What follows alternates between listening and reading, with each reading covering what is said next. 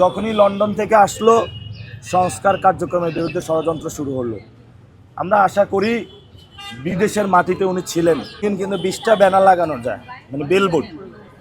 ঢাকা শহরে ঢাকা আটে কয়টা লাগাইছে আপনি হিসাব করতে পারবেন না, সব টাকার খেলা।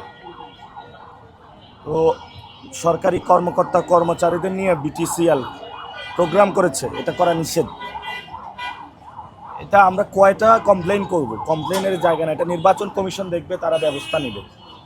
আমরা আশা করি যে বাংলাদেশে যে সংস্কৃতিটা শুরু হয়েছে এটা বন্ধ হবে, কিন্তু তারা বন্ধ করে নাই। এখন যদি পার্লামেন্টে 300 গডফাদার, চান্দাবাদ, সন্ত্রাস এরা যায়, তাহলে তো ভালো আইন তৈরি করবে না। ভালো আইন তৈরি না করলে দেশের উন্নয়ন হবে না। তা আমরা আশা করি যে বাংলাদেশের মানুষ বিপুলভাবে যারা সন্ত্রাস, চাঁদাবাজি, দুর্নীতি বিরোধী যে জোট আছে 11 দলীয় জোট, এটাকে ভোট দিবে এবং একটা ইনসাফের বাংলাদেশ কায়েম করবে।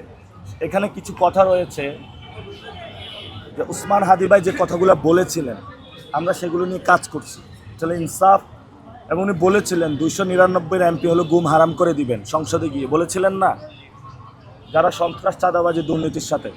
আমরা আগামী সংসদটা ওসমান হাদি ভাইয়ের যে কথাটা বলেছিলেন উনি, সন্ত্রাস, চাঁদাবাজি, দুর্নীতিমুক্ত একটি সংসদ গঠন করতে চাই। যেই সংসদ জনগণের কথা বলবে, যেই সংসদ হলো কোনো পরিবারের হয়ে কথা বলবে না, যেই সংসদ হলো মানুষের ভয়েস হবে, মানুষের পক্ষে হয়ে আইন তৈরি করবে, কোনো ফ্যামিলির পক্ষে না।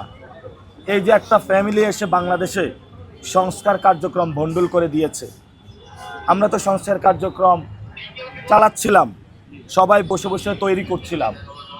যখনই লন্ডন থেকে আসলো সংস্কার কার্যক্রমের বিরুদ্ধে ষড়যন্ত্র শুরু হলো।